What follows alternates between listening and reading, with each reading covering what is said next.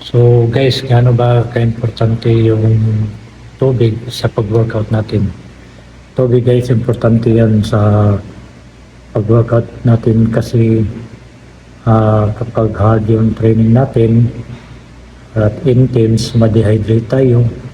So, mawawala yung fluid sa katawan natin.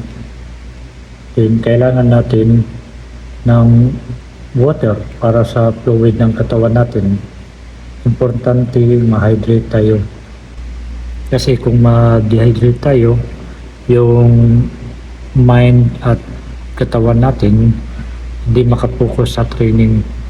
So, dapat magdala tayo ng tubig sa pag-workout natin para continue i-hydrate yung katawan natin para mabigay natin yung maximum training natin.